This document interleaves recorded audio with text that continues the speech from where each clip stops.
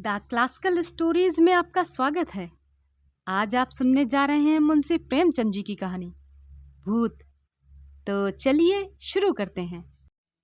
मुरादाबाद के पंडित सीतानाथ चौबे गत 30 वर्षों से वहां के वकीलों के नेता थे। उनके पिता उन्हें बाल्यावस्था में ही छोड़कर परलोक सिधार गए थे। घर में कोई संपत्ति ना थी। माता ने बड़े बड़े कष्ट झेलकर उन्हें पाला और पढ़ाया।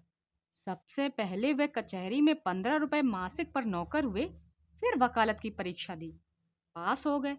प्रतिभा थी ही, 4 वर्षों में वकालत चमक उठी। जब माता का स्वर्गवास हुआ तब पुत्र का शुमार जिले के गणमान्य व्यक्तियों में हो गया था। उनकी आमदनी 1,000 रुपए महीने से कम न थी। एक विशाल भवन बनवा लिया था, कुछ जमींदारी ले ली थी, कुछ रुपए बैंक में रखवा दिए थे और कुछ लेन देन में लगा दिए। इस समृद्धि पर 4 पुत्रों का होना उनके भाग्य को आदर्श बनाए हुए था। चारों लड़के भिन्न भिन्न दर्जे में पढ़ते थे, मगर यह कहना कि सारी विभूति चौबे जी के अनवरत परिश्रम का फल थी, उनकी पत्नी मंगला देवी के साथ अन्याय करना है। मंगला बड़ी सरल, गृहकार्य में कुशल और पैसे का काम धेले में चलाने वाली स्त्री थी। जब तक अपना घर न बन गया, उसने 3 रुपए महीने से अधिक का मकान किराए पर नहीं लिया और रसोई के लिए मिश्राइन तो उसने अब तक न रखी थी। उसे अगर कोई व्यसन था तो गहनों का, और चौबे जी को अगर कोई व्यसन था तो स्त्री को गहने पहनाने का। वह सच्चे पत्नी परायण मनुष्य थे। साधारणतया महफिलों में वेश्याओं से हंसी मजाक कर लेना उतना बुरा नहीं समझा जाता, पर पंडित जी अपने जीवन में कभी नाच गाने की महफिल में नहीं गए। 5 बजे तड़के से लेकर 12 बजे रात तक उनका व्यसन मनोरंजन, पढ़ना लिखना, अनुशीलन, जो कुछ था कानून था। ना उन्हें राजनीति से प्रेम था, ना जाति सेवा से। ये सभी काम उन्हें व्यर्थ जान पड़ते थे।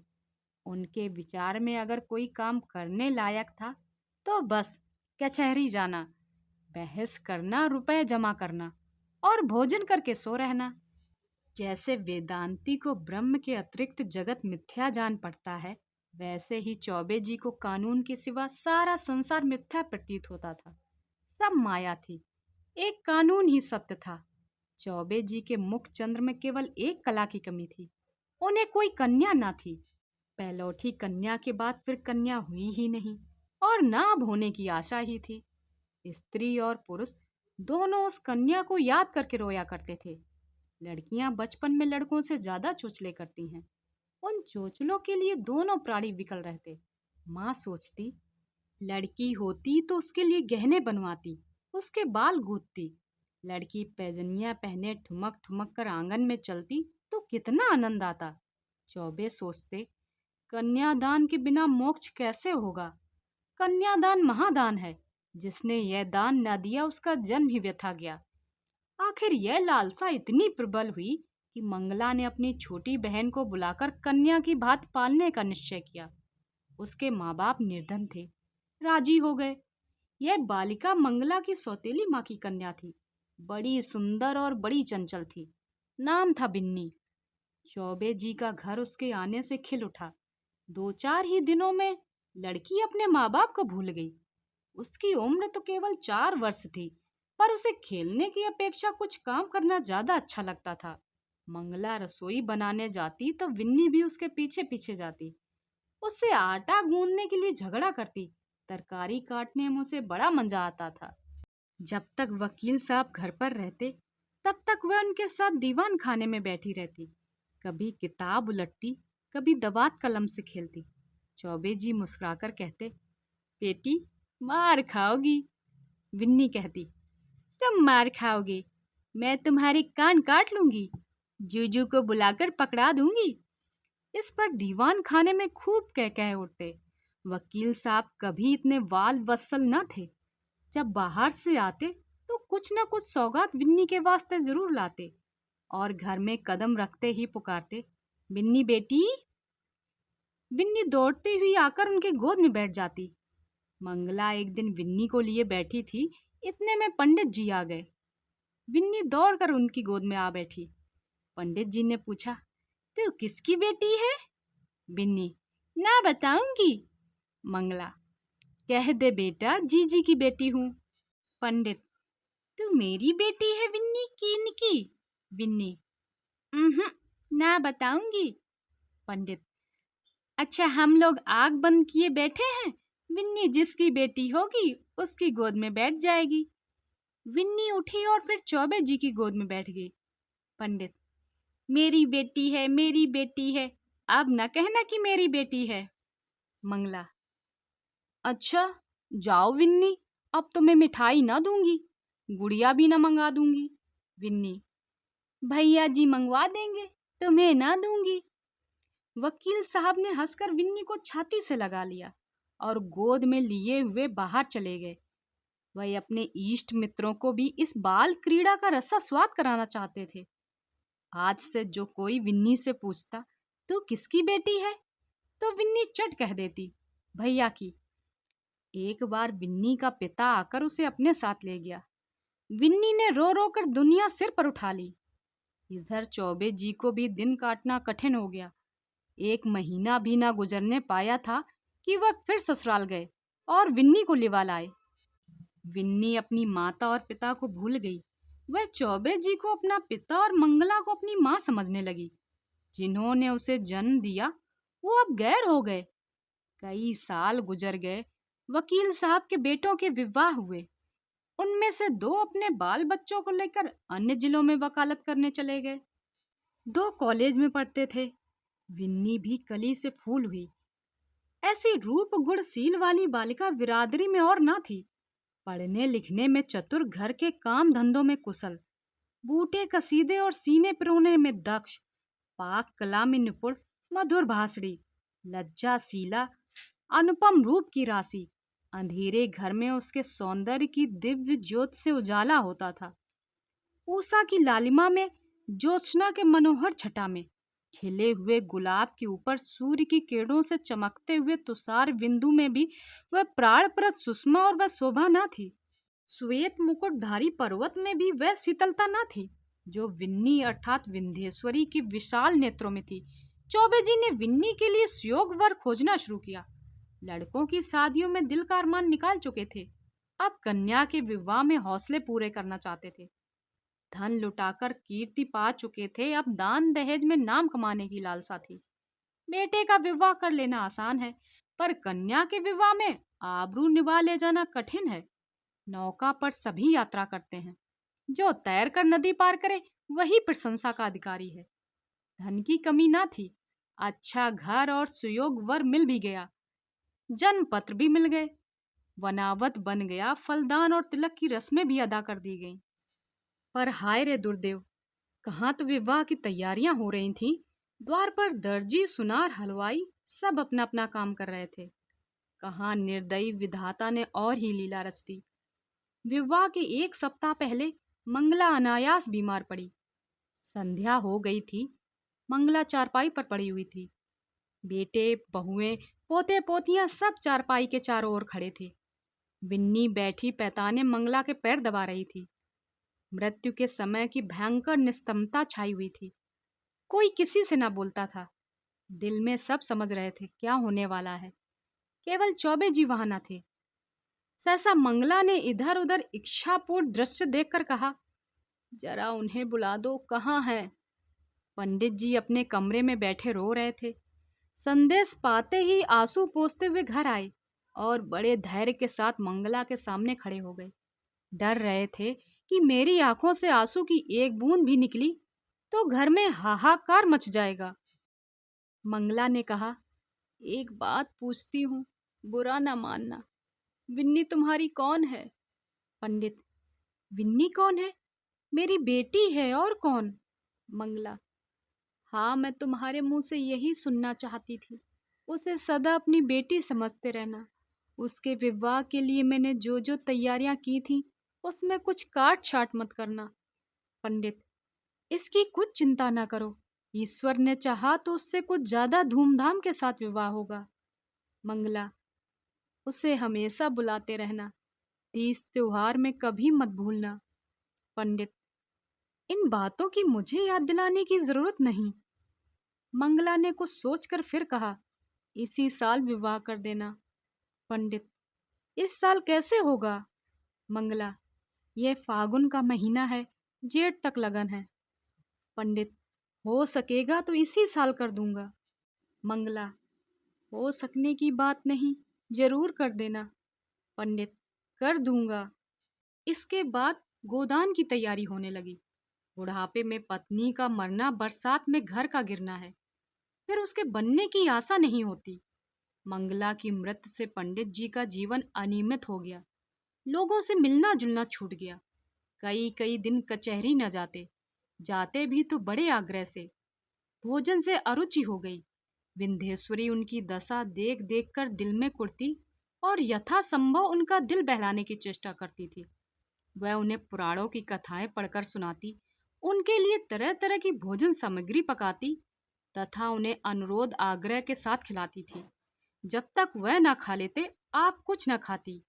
रात को बड़ी देर तक उनके पैताने बैठी पंखा झला करती, और जब तक वह न सो जाते, तब तक वह भी सोने न जाती।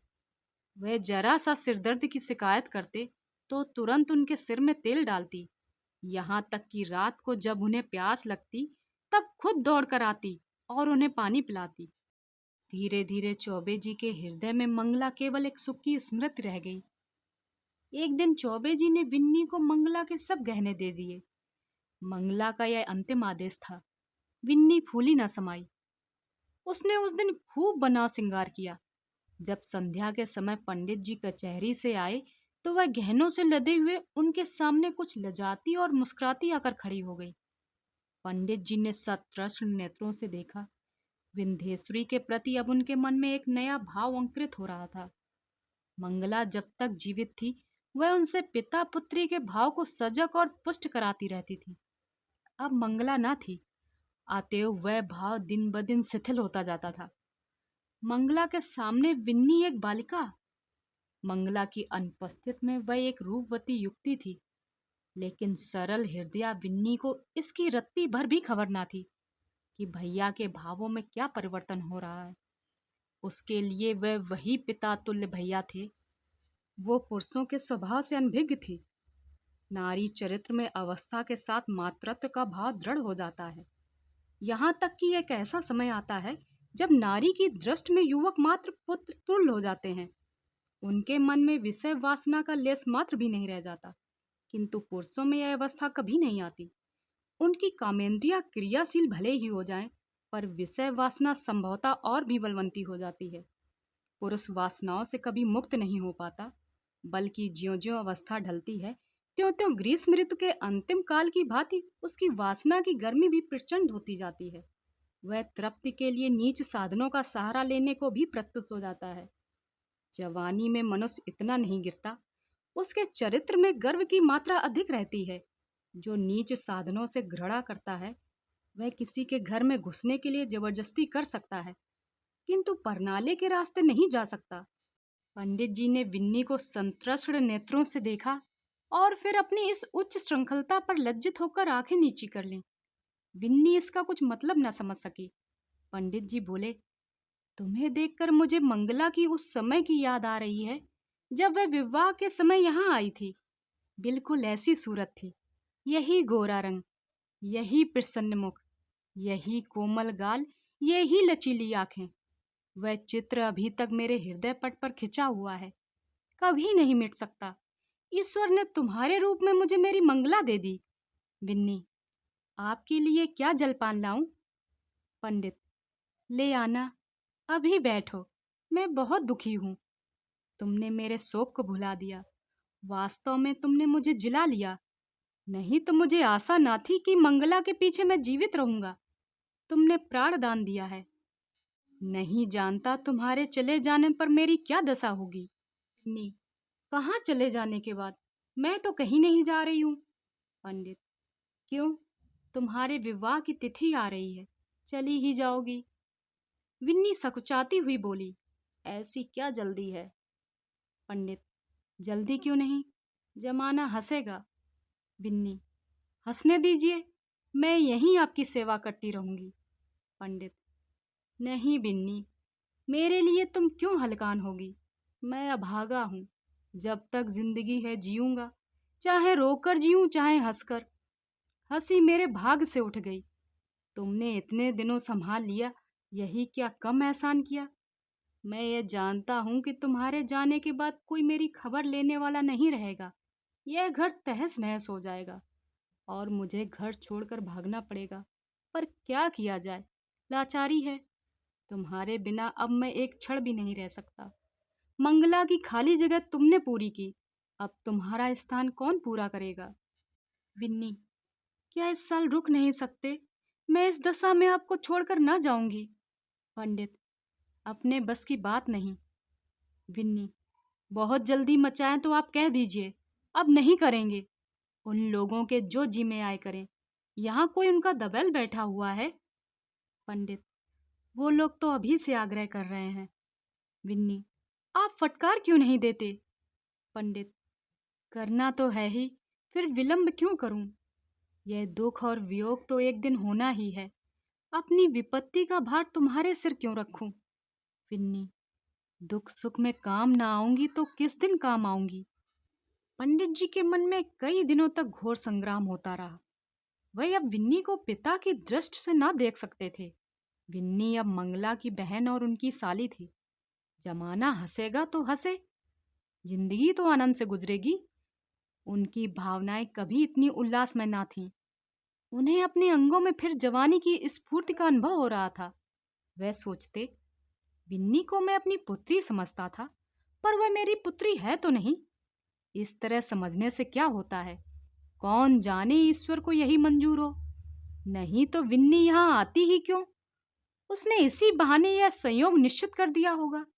उसकी लीला तो अपरंपार है। पंडित जी ने वर के पिता को सूचना दे दी कि कुछ विशेष कारणों से इस साल विवाह नहीं हो सकता। विंध्येश्वरी को अभी तक कुछ खबर ना थी कि मेरे लिए क्या क्या षड्यंत्र रचे जा रहे हैं। वह खुश थी कि भैया जी की सेवा कर रही हूँ और भैया जी मुझसे प्रसन्न है। बहन का इन्हें बड़ा दुख है। मैं ना रहूंगी तो ये कहीं चले जाएंगे। कौन जाने साधु सन्यासी ना हो जाएं। घर में कैसे मन लगेगा। वह पंडित जी का मन बहलाने का निरंतर प्रयास करती रहती थी। उन्हें कभी मनमारे न बैठने देती। पंडित जी का मन अब कचहरी में ना लगता था। घंटे 2 घंटे बैठकर वहां से चले आते थे। युवकों के प्रेम में विकलता होती है और वृद्धों के प्रेम में श्रद्धा। वे अपनी यौवन की कमी को खुशामद से, मीठी बातों से और हाजिर जवाबी से पूर्ण करना चाहते हैं। मंगला को मरे अभी 3 महीने गुजरे थे कि चौबे जी ससुराल पहुंचे। सास ने मुंह मांगी मुराद पाई। उनके 2 पुत्र थे। घर में कुछ जमा पूंजी ना थी। उनके पालन और शिक्षा के लिए कोई ठिकाना ना नजर आता था। मंगला मर चुकी थी। लड़की का ज्यों ही विवाह हो जाएगा, वह अपने घर की हो रहेगी। फिर चौबे जी से रिश्ता टूट ही जाएगा। वह इसी चिंता में पड़ी हुई थी कि चौबे जी पहुंचे, मानो देवता स्वयं वरदान देने आए हों। जब चौबे जी भोजन करके लेटे तो सास ने कहा, भैया कहीं बातचीत हुई कि नहीं। पंडित, अम्मा, अब मेरे विवाह की क्या बातचीत होगी। सास, क्यों भैया, अभी तुम्हारी उम्र ही क्या है। पंडित, करना भी चाहूं तो बदनामी के डर से नहीं कर सकता, फिर मुझे पूछता ही कौन है। सास, हजारों पूछने को है, दूर क्यों जाते हो। अपने ही घर में लड़की बैठी है। सुना है तुमने मंगला के सब गहने विन्नी को दे दिए। कहीं और विवाह हुआ तो ये हजारों की चीजें तुम्हारे हाथ से निकल जाएंगी। तुमसे अच्छा घर और कहाँ पाऊंगी। तुम उसे अंगीकार कर लो, मैं तर जाऊंगी। अंधा क्या मांगे, 2 आंखें। चौबे जी ने मानो विवश होकर सास की प्रार्थना स्वीकार कर ली। विन्नी अपने गांव के कच्चे मकान में अपनी माँ के पास बैठी हुई है। अब की चौबे जी ने उसकी सेवा के लिए एक लौंडी भी साथ कर दी। विंध्येश्वरी के दोनों छोटे भाई विस्मित होकर उसके आभूषणों को देख रहे हैं। गांव की और कई स्त्रियां उसे देखने आई हुई हैं और उसके रूप लावण्य का विकास देखकर चकित हो रही हैं। यह वही विन्नी है जो यहाँ मोटी फरिया पहने खेला करती थी। रंग रूप कैसा निखर आया है। सुख की देह है ना। जब भीड़ कम हुई, एकांत हुआ, तो माता ने पूछा, तेरे भैया तो अच्छी तरह है ना बेटी। यहाँ आए थे तो बहुत दुखी थे। मंगला का शोक उन्हें खाए जाता है। संसार में ऐसे मर्द भी होते हैं। जो स्त्री के लिए प्राण देते हैं। नहीं तो यहाँ स्त्री मरी और चट दूसरा ब्याह रचा लिया। मानो मनाते रहते हैं कि यह मरे तो नई नवेली बहू घर लाएं। विंध्येश्वरी उन्हें याद करके रोया करते हैं। चली आई हूं ना, जाने कैसे होंगे। माता मुझे तो डर लगता है कि तेरा ब्याह हो जाने पर कहीं साधु फकीर ना हो जाएं। विंध्येश्वरी मुझे भी तो यही डर लगता है, इसी से तो मैंने कह दिया, अभी जल्दी क्या है। माता जितने ही दिन उनकी सेवा करोगी उतना ही उनका स्नेह बढ़ेगा और तुम्हारे जाने से उतना ही उनको दुख भी होगा। बेटी सच तो यह है कि वह तुम्हें को देखकर जीते हैं। इधर तुम्हारी डोली उठी और उधर उनका घर सत्यानाश हुआ। मैं तुम्हारी जगह होती तो उन्हीं से ब्याह कर लेती। विंध्येश्वरी ए हटो अम्मा, गाली देती हो। उन्होंने मुझे बेटी करके पाला है, मैं उन्हें अपना पिता। माता चुप रह पगली, कहने से क्या होता है। विंध्येश्वरी अरे सोच तो अम्मा, कितनी बेढंगी बात है। माता मुझे तो इसमें कोई बेढंगापन नहीं दिखता। विंध्येश्वरी क्या कहती हो अम्मा, उनसे मेरा, अरे मैं तो मारे लाज के मर जाऊं, उनके सामने ताक ना सकूं। वे भी कभी ना मानेंगे, मानने की बात भी तो नहीं। माता उनका जिम्मा मैं लेती हूँ, मैं उन्हें राजी कर लूंगी, तू राजी हो जा। याद रख यह कोई हंसी खुशी का ब्याह नहीं है, उनकी प्राण रक्षा की बात है, जिनके सिवा संसार में हमारा और कोई नहीं। फिर अभी उनकी कुछ उम्र भी तो ऐसी नहीं है, 50 से 2-4 साल ही ऊपर होंगे। उन्होंने एक ज्योतिषी से पूछा भी था, उन्होंने उनकी कुंडली देखकर बताया कि आपकी जिंदगी में कम से कम 20 वर्ष हैं। बातचीत में चतुर माता ने कुछ ऐसा शब्द व्यूह रचा कि सरल बालिका उसमें से ना निकल सकी। माता जानती थी कि प्रलोभन का जादू उस पर ना चलेगा। धन का, आभूषणों का, कुल सम्मान का, सुखमय जीवन का उसने जिक्र तक ना किया। उसने केवल चौबे जी की दशा पर जोर दिया। अंत में विंध्येश्वरी ने कहा, अम्मा मैं जानती हूँ कि मेरे ना रहने पर उन्हें बड़ा दुख होगा। यह भी जानती हूँ कि मेरे जीवन में सुख नहीं लिखा है। अच्छा, उनके हित के लिए मैं अपना जीवन बलिदान कर दूंगी। ईश्वर की यही इच्छा है तो यही सही। चौबे जी के घर में मंगल गान हो रहा था। विंध्येश्वरी आज बधू बनकर इस घर में आई है। कई वर्ष पहले वह चौबे जी की पुत्री बनकर आई थी। उसने कभी स्वप्न में भी न सोचा था कि एक दिन वह इस घर की स्वामिनी बनेगी। चौबे जी की साज दाज आज देखने योग है। तंजेब का रंगीन कुर्ता, कतरी और सवरी हुई मूछें, हिजाब से चमकते बाल और हंसता हुआ चेहरा, चढ़ी आंखें, यौवन का पूरा स्वांग था। रात बीत चुकी थी। विंध्येश्वरी आभूषणों से लदी हुई भारी जोड़ा पहने फर्श पर सिर झुकाए बैठी थी। उससे कोई उत्कंठा ना थी, भय ना था, केवल यह संकोच था कि मैं उनके सामने कैसे मुंह खोलूंगी। उनकी गोद में खेली हूँ, उनके कंधों पर बैठी हूँ, उनकी पीठ पर सवार हुई हूँ, उन्हें कैसे मुंह दिखाऊंगी। मगर वो पिछली बातें क्यों सोचूं। ईश्वर उन्हें प्रसन्न रखे। जिसके लिए मैंने पुत्री से पत्नी बनना स्वीकार किया वह पूर्ण हो, उनका जीवन आनंद से व्यतीत हो। इतने में चौबे जी आए। विंध्येश्वरी उठ खड़ी हुई। उसे इतनी लज्जा आई कि चाहा कहीं भाग जाए, खिड़की से नीचे कूद पड़े। चौबे जी ने उसका हाथ पकड़ लिया और बोले, विन्नी मुझसे डरती हो। विन्नी कुछ न बोली, मूर्ति की तरह वहीं खड़ी रही। एक क्षण में चौबे जी ने उसे बिठा दिया। वह बैठ गई। उसका गला भर भर आता था। भाग्य की यह निर्दय लीला, यह क्रूर कीड़ा उसके लिए असह्य हो रही थी। पंडित जी ने पूछा, विन्नी बोलती क्यों नहीं, क्या मुझसे नाराज हो। विंध्येश्वरी ने अपने कान बंद कर लिए। यही परिचित आवाज वह कितने दिनों से सुनती चली आ रही थी। आज वह व्यंग से भी तीव्र और उपहास से भी कटु प्रतीत होती थी। सहसा पंडित जी चौंक पड़े। आंखें फैल गईं और दोनों हाथ मेंढक के पैरों की भांति सिकुड़ गए। वह 2 कदम पीछे हट गए। खिड़की से मंगला अंदर झांक रही थी। छाया नहीं, मंगला थी, सदेह, साकार, सजीव। चौबे जी कांपते हुई आवाज में बोले, विन्नी, विन्नी देखो वह क्या है। विन्नी ने घबराकर खिड़की की ओर देखा। कुछ न था। बोली, क्या है, मुझे तो कुछ दिखाई नहीं देता। चौबे जी, अब गायब हो गई, लेकिन ईश्वर जानता है, मंगला थी। विन्नी, बहन? चौबे जी, हाँ हाँ वही, खिड़की से अंदर झांक रही थी। मेरे तो रोए खड़े हो गए। विंध्येश्वरी कांपती हुई बोली, मैं यहाँ नहीं रहूंगी। चौबे, नहीं नहीं विन्नी, कोई डर नहीं। मुझे धोखा हुआ होगा। बात यह है कि वह घर में रहती थी, यहीं सोती थी, इसीलिए कदाचित मेरी भावना ने उसकी मूर्ति लाकर खड़ी कर दी। कोई बात नहीं, आज का दिन कितना मंगलमय है कि मेरी विन्नी यथार्थ में मेरी हो गई। यह कहते कहते चौबे जी फिर चौंके। फिर वही मूर्ति खिड़की से झांक रही थी। मूर्ति नहीं, सदैव सजीव साकार मंगला। अब की उसकी आंखों में क्रोध न था, तिरस्कार न था, उनमें हास्य भरा हुआ था, मानो वह इस दृश्य पर हंस रही हो, मानो उसके सामने कोई अभिनय हो रहा हो। चौबे जी ने कांपते हुए कहा, विन्नी, विन्नी, फिर वही बात हुई, वह देखो मंगला खड़ी है। विंध्येश्वरी चीख मारकर उनके गले से चिमट गई। चौबे जी ने महावीर का नाम जपते हुए कहा, मैं किवाड़ बंद किए देता हूँ।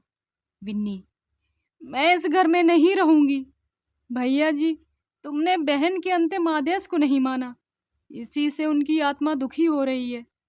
मुझे तो किसी अमंगल की आशंका हो रही है। चौबे जी ने उठकर खिड़की के द्वार बंद कर दिए और कहा, मैं कल से दुर्गा पाठ कराऊंगा। आज तक कभी ऐसी आशंका ना हुई। तुमसे क्या कहूं, मालूम होता है, होगा, उस बात को जाने दो। यहाँ बड़ी गर्मी पड़ रही है, अभी पानी गिरने में 2 महीने से कम नहीं है। हम लोग मसूरी क्यों न चले? विंध्येश्वरी, मेरा तो कहीं जाने को जी नहीं चाहता। कल से दुर्गा पाठ जरूर कराना। मुझे अब इस कमरे में नींद न आएगी। पंडित, ग्रंथों में तो यही देखा है कि मरने के बाद केवल सूक्ष्म शरीर रह जाता है। फिर समझ में नहीं आता यह स्वरूप क्यों कर दिखाई दे रहा है। मैं सच कहता हूँ विन्नी, अगर तुमने मुझ पर यह दया न की होती तो मैं कहीं का न रहता। शायद इस वक्त मैं बद्रीनाथ के पहाड़ों पर सिर टकराता होता, या कौन जाने विष खाकर प्राणांत कर चुका होता। विंध्येश्वरी, मसूरी में किसी होटल में ठहरना पड़ेगा। पंडित, नहीं, मकान भी मिलते हैं। मैं अपने एक मित्र को लिखे देता हूँ, वह कोई मकान ठीक करा रखेंगे वहाँ। बात पूरी भी ना होने पाई थी कि न जाने कहाँ से जैसे आकाशवाणी हो आई। आवाज आई, विन्नी तुम्हारी पुत्री है, तुम्हारी पुत्री है। चौबे जी ने दोनों कान बंद कर लिए, भय से थरथर कांपते हुए बोले, विन्नी, विन्नी, यहाँ से चलो, न जाने कहाँ से आवाजें आ रही हैं। विन्नी तुम्हारी पुत्री है, तुम्हारी पुत्री है। यह ध्वनि सहस्त्र कानों से पंडित जी को सुनाई पड़ने लगी, मानो इस कमरे की एक एक वस्तु से यही आवाज आ रही है। विन्नी ने रोकर पूछा, कैसी आवाज थी? पंडित, क्या बताऊं, कहते ला जाती है। विन्नी, जरूर बहन की आत्मा है। बहन, बहन, मुझ पर दया करो, मैं सर्वथा निर्दोष हूँ। विन्नी तुम्हारी पुत्री है, तुम्हारी पुत्री है। हाय ईश्वर, कहाँ जाऊं? मेरे तो रोम रोम में वो ही शब्द गूंज रहे हैं। विन्नी, विन्नी, बुरा किया। मंगला सती थी, उसके आदेश की उपेक्षा करके मैंने अपने हक में जहर बोया। कहाँ जाऊं, क्या करूं? यह कहकर पंडित जी ने कमरे के किवाड़ खोल दिए और बेतहासा भागे। अपने मर्दाने कमरे में पहुंचकर वह गिर पड़े, मूर्छा आ गई। विंध्येश्वरी भी दौड़ी, पर चौखट से बाहर निकलते ही गिर पड़ी। विन्नी तुम्हारी पुत्री है, तुम्हारी पुत्री है। अभी आप सुन रहे थे मुंशी प्रेमचंद जी की कहानी भूत। कहानी कैसी लगी कमेंट बॉक्स में ज़रूर बताएं। कहानी पसंद आई हो तो लाइक करें और चैनल पर नए हो तो सब्सक्राइब करें। ऐसी और कहानियाँ सुनने के लिए चैनल पर आएं। आपसे वहीं मिलूंगी। Thank you.